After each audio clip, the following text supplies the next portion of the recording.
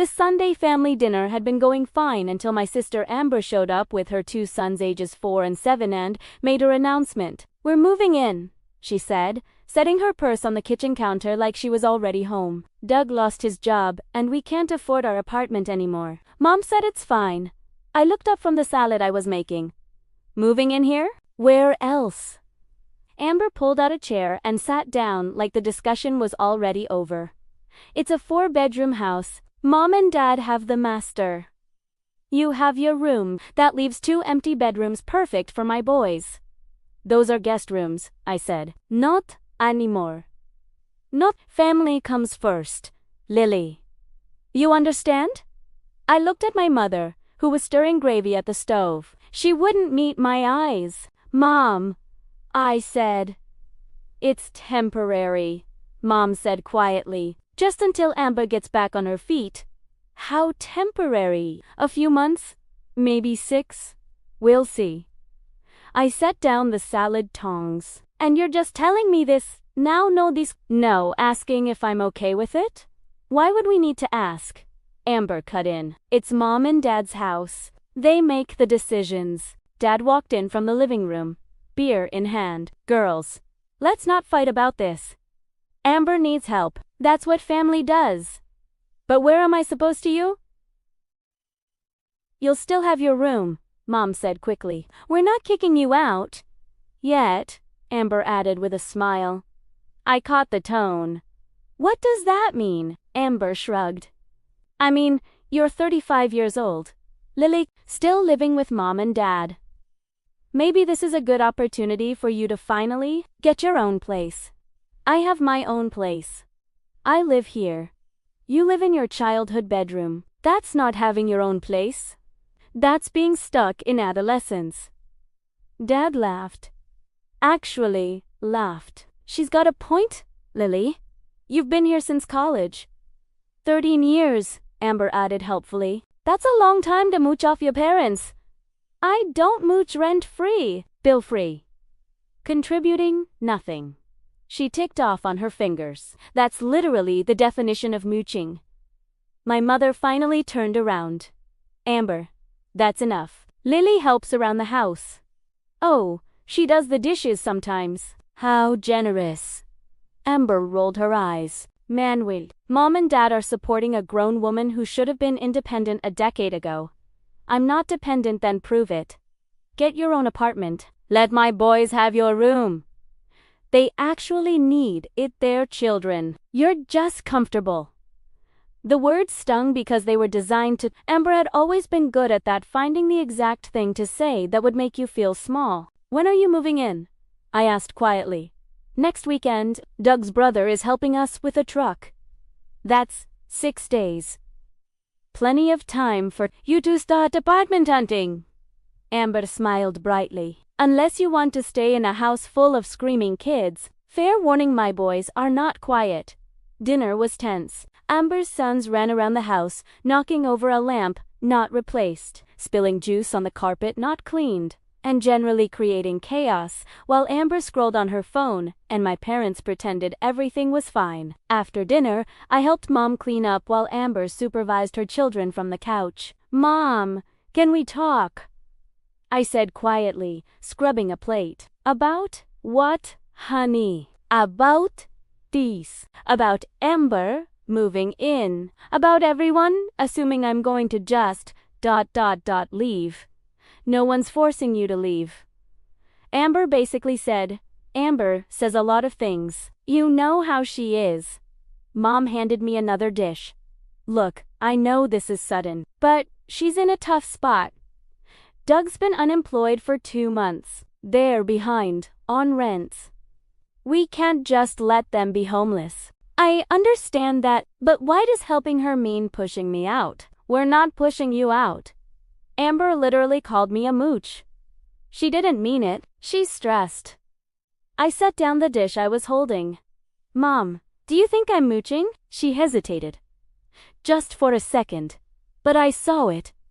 "Of course not. Honey, you're our daughter. This is your home." But the hesitation told me everything I needed to know. That night, I sat in my room, My childhood bedroom with the same furniture I'd had since I was 16 and pulled out my laptop. I opened a folder I rarely looked at. Financial documents, property records, legal paperwork. And I smiled. Because Amber was right about one thing, this wasn't my house, but it wasn't my parents' house either. It was mine. Mine. 8 years earlier, my parents had called me into the living room with serious faces. I was 27, working as a software engineer, making $95,000 a year. We need to talk about something, Dad had said. It's about the house. Okay, we're in trouble. Financially, the refinance we did in 2009, the payments have adjusted. We can't afford them anymore. Mom was crying.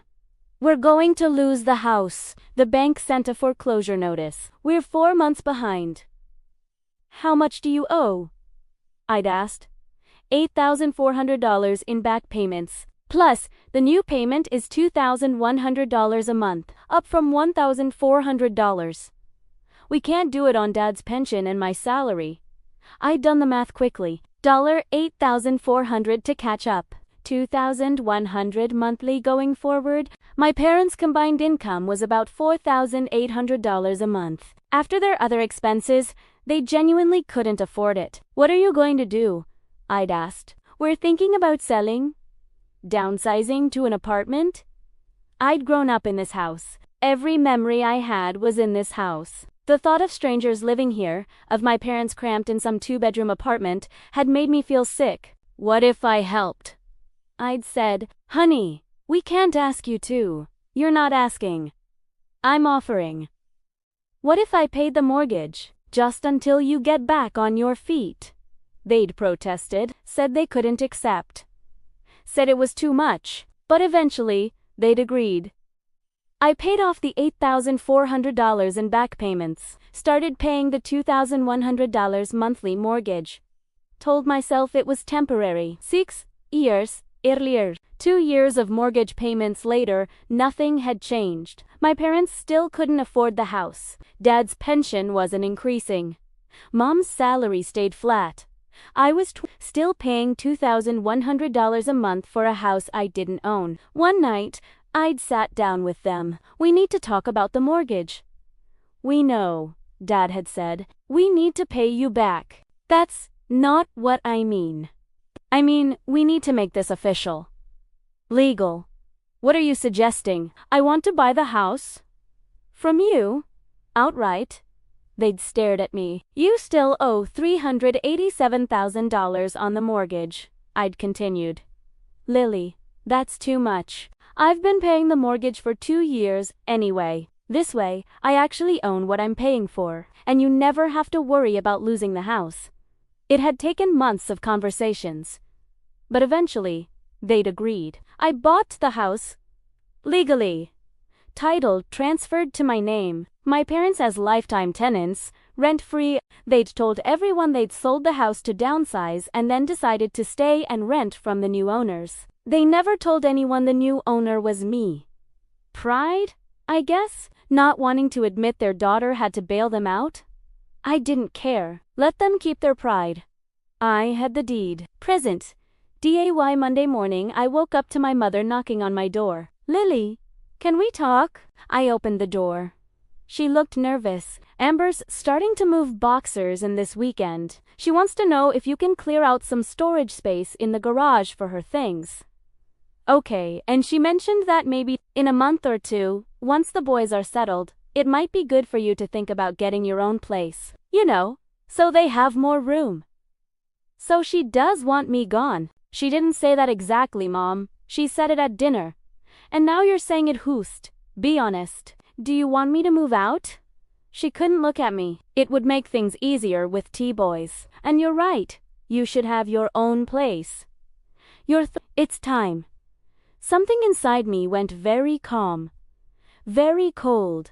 Okay, I said. Okay, I'll start looking for apartments this week.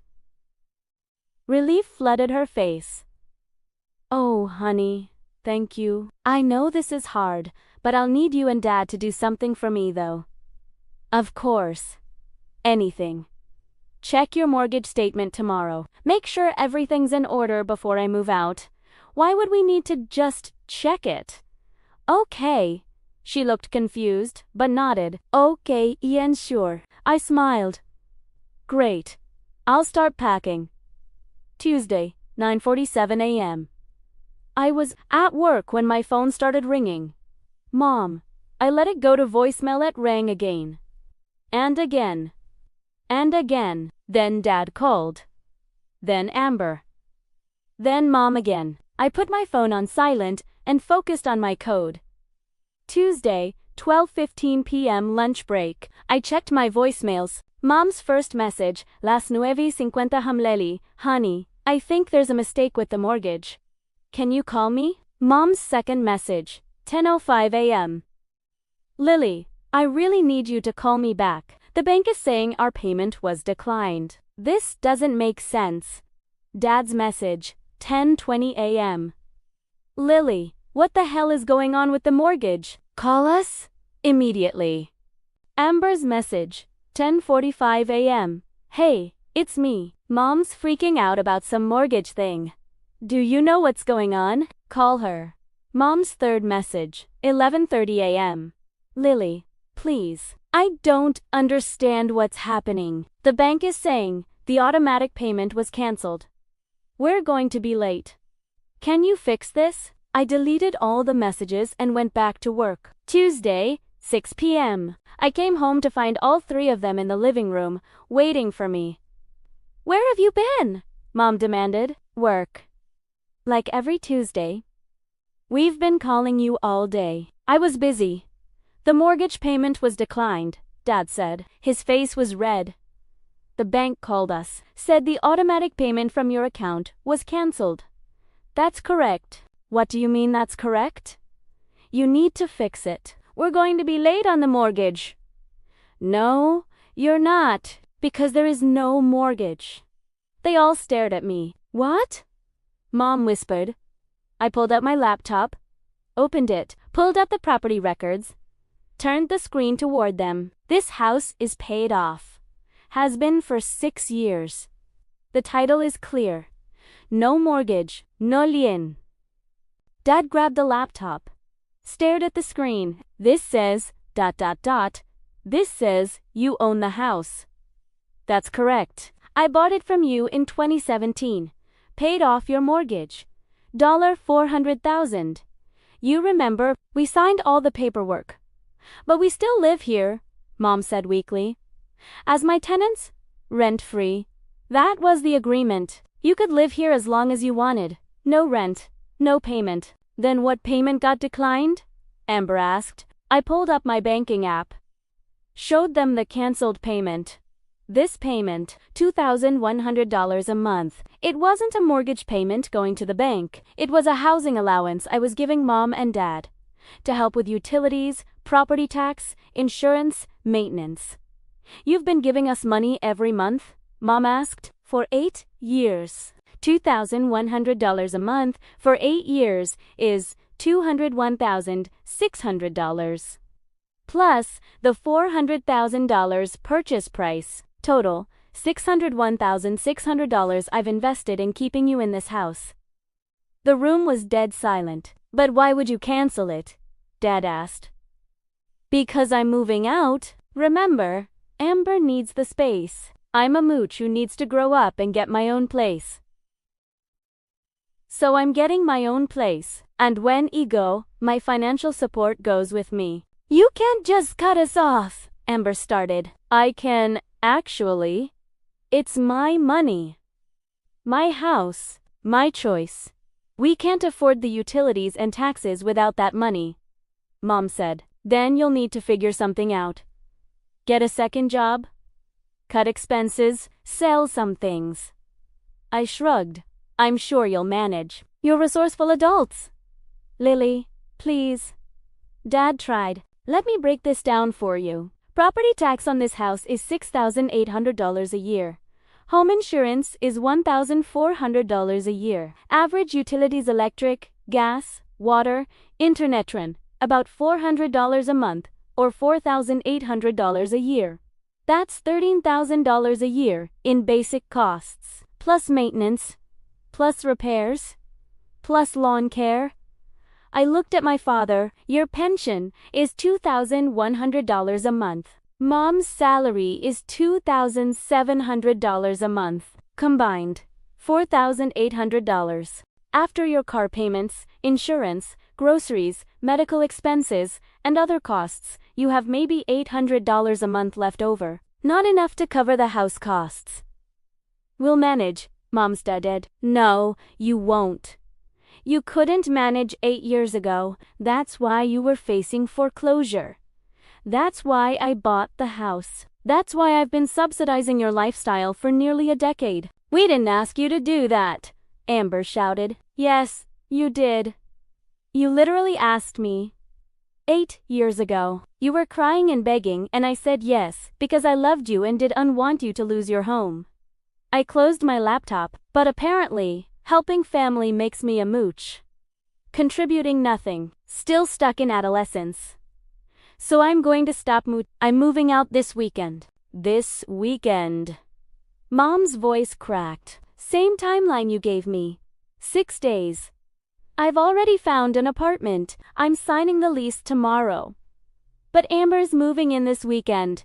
Perfect timing then. You'll have a full house. Amber was shaking her head. Wait. If you own the house, can't you just kick us out? I could. But I won't. The agreement was that Mom and Dad could live here rent-free as long as they wanted. I'm honoring that agreement? So we can still live here? Mom asked hopefully. Yes. You can still live here. In the house I own. That I paid $400,000 for, that I've been subsidizing to the tune of $2,100 a month. But without that $2,100, Dad trailed off. You'll need to cover all the house expenses yourselves. Property tax, insurance, utilities, repairs, lawn care, all of it. We can't afford that and support Amber and her kids, Mom said. I looked at Amber. Then maybe Amber shouldn't move in. She has nowhere else to go. Not my problem. I'm just the mooch, remember? The one who contributes nothing. The one who needs to grow up and get her own place. I stood up. I'm going to start packing. You all figure out your living situation. Wednesday, I signed the lease on a 1-bedroom apartment in a nice neighborhood. $1,450 a month, about $700 less than I'd been paying to support my parents' house. The apartment had a balcony, updated kitchen, and was exactly 1.2 miles from my office. Perfect. My phone was blowing up with calls and texts. I ignored all of them. Thursday, Amber showed up at my office. We need to talk, she said, cornering me in the parking lot. I'm busy. I can't move in this weekend. Mom and Dad can't afford to keep the house and support us. So we're canceling. Okay. That's all you have to say. What do you want me to say? I want you to fix this. Tell Mom and Dad you'll keep paying for the house. Why would I do that? Because they're our parents. Because they need help. They do need help. From you. You're moving in, right? You can help with the bills. I can't.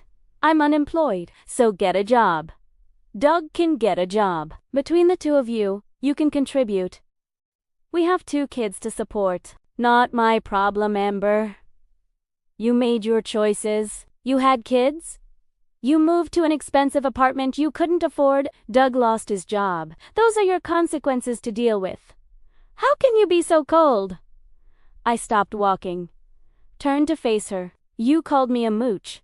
You said I contribute nothing. You told me I need to grow up and get my own place. So that's what I'm doing. I'm getting my own place. I'm taking my contributions with me.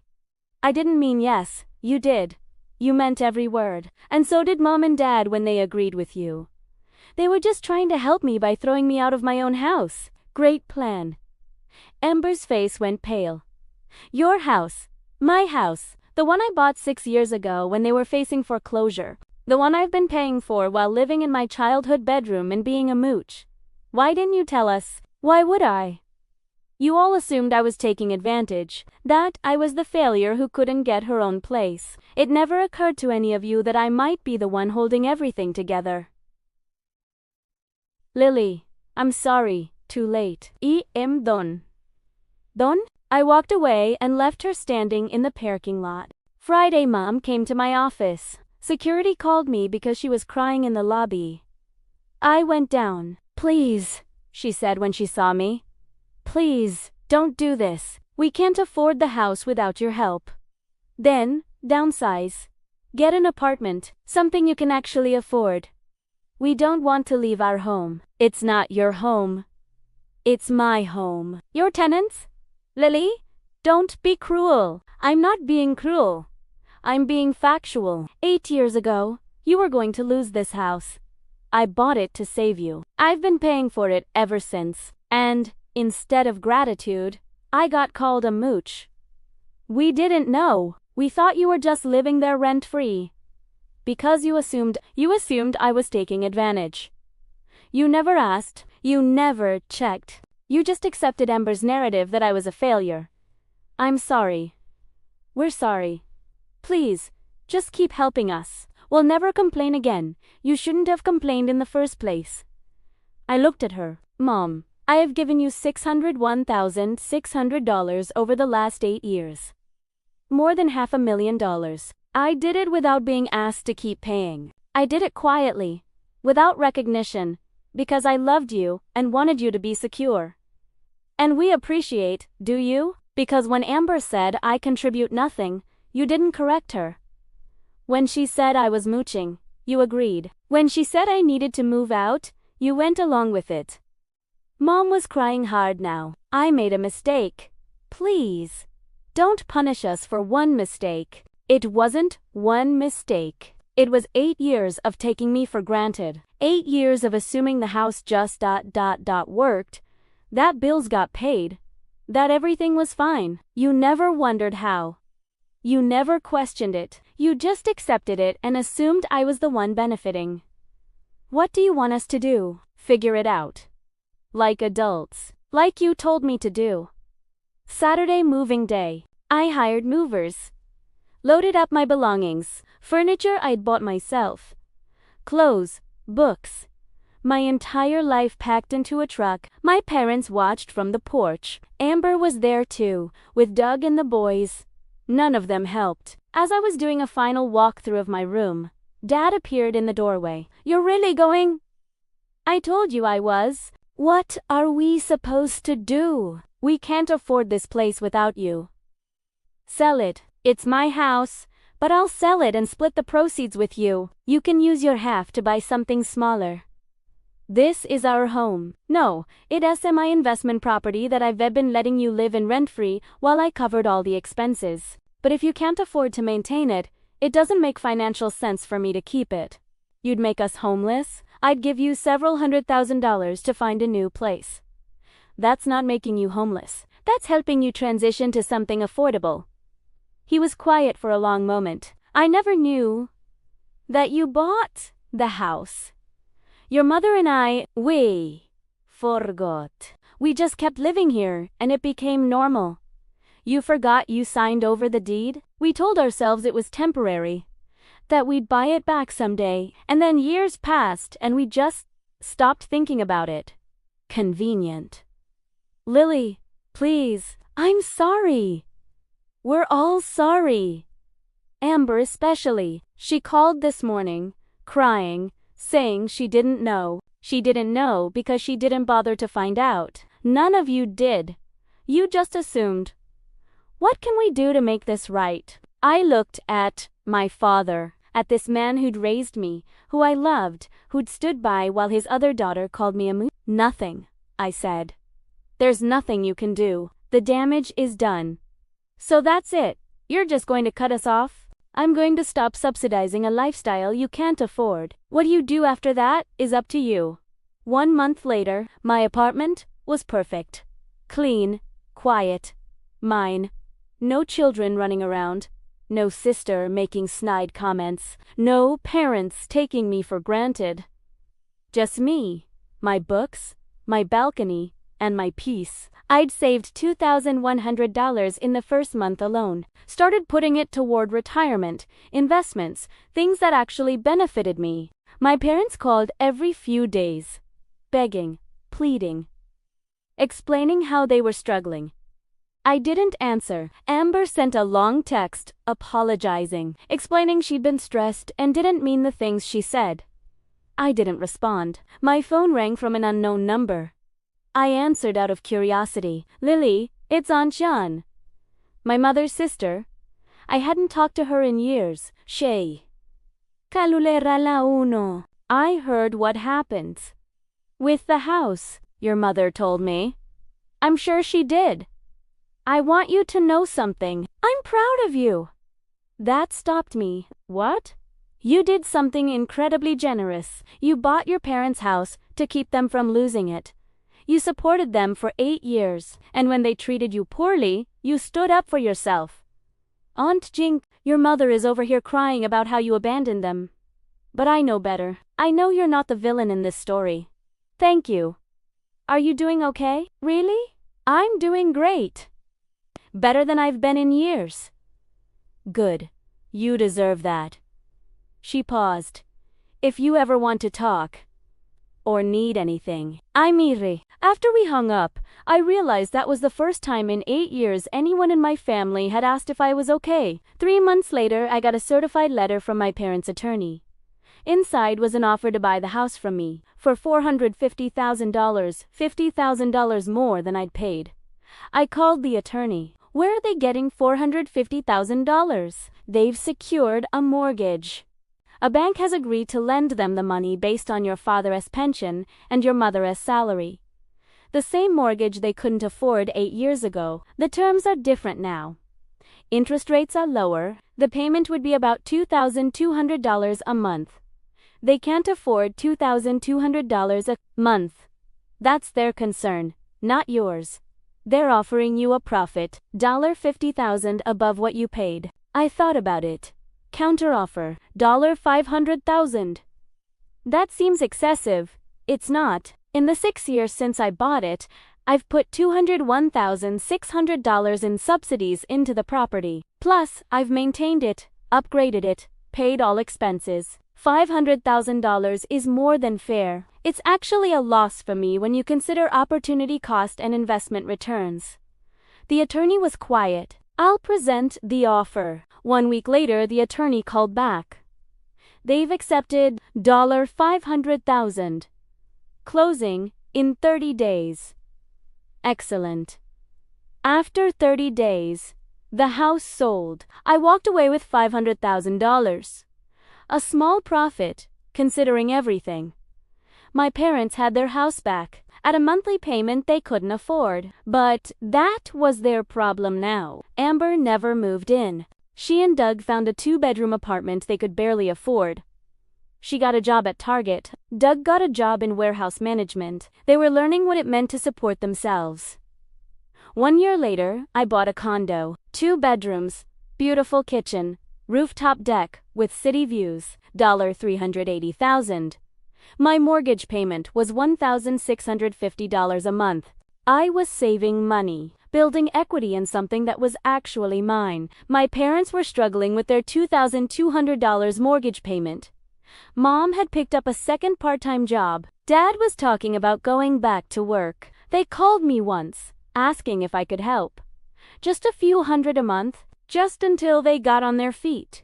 I said no. But we're family, Mom had said. Family respects each other, I'd replied. Family doesn't take advantage. Family doesn't call each other mooches and then expect financial support. She'd hung up crying. I'd gone back to my book. 2 years later, Amber called. First time we'd spoken since I moved out. I need to tell you something, she said. Okay. Mom and Dad are refinancing again. They can't afford the payments. They're going to lose the house. Okay. Okay, that's all you have to say? What do you want me to say? That you'll help them? That you'll do something? Why would I do that? Because they're our parents. They're adults who made a choice to buy a house they couldn't afford. That's not my responsibility. How can you be so cold? I'm not cold, Amber. I'm just done being the safety net for people who don't appreciate it. We appreciate it now. We know we messed up. Great. Learn from it. Make better choices going forward. Lily, please. I hung up. 3 years later, my parents lost the house. Had to sell in a short sale. Moved into a 2-bedroom apartment. Tay Blamed. Me. Told the whole family I'd abandoned them in their time of need. Half the family believed them. Stopped talking to me. The other, half including Aunt Jing, knew the truth. Stayed in contact. Supported me. I was okay with losing the half that believed I was the villain. They were never really my family anyway. 5 years later, I'm 40 now. I own my condo, outright. I have savings. Investments. A 401k that's actually funded. I'm dating someone who thinks my financial independence is attractive, not threatening. I have friends who value me. A career I love. A life that's completely mine. My parents send cards on my birthday. I send cards back. We're polite, distant. We'll never be close again. Too much damage. Too many words that can't be unsaid. Amber and I haven't spoken in 5 years. I hear updates through Aunt Jean. She's doing okay. Still struggling, but managing. And me. I'm thriving. Because I learned something important. You can't set yourself on fire to keep other people warm. You can't sacrifice your future for people who don't appreciate your present. Sometimes the most loving thing you can do is walk away. And I walked away with my head high and my bank account full. Epilogue. Last month, I got a letter from my mother. Dear Lily, I know you don't want to hear from me. I know I have no right to ask for your time or attention, but I needed to write this anyway. You were right about everything. We took you for granted. We assumed you were the one benefiting when you were actually the one sacrificing. We let Amber say terrible things, and we didn't defend you. We failed you as parents. I'm not writing to ask for forgiveness. I'm not writing to ask for money. I'm writing because you deserve to know that I understand now. What you did for us. What it cost you. What we threw away. We lost the house. We're living in an apartment now. It's hard. Your father had to go back to work at 68. I'm working 2 jobs. We're barely making it. But we're making it.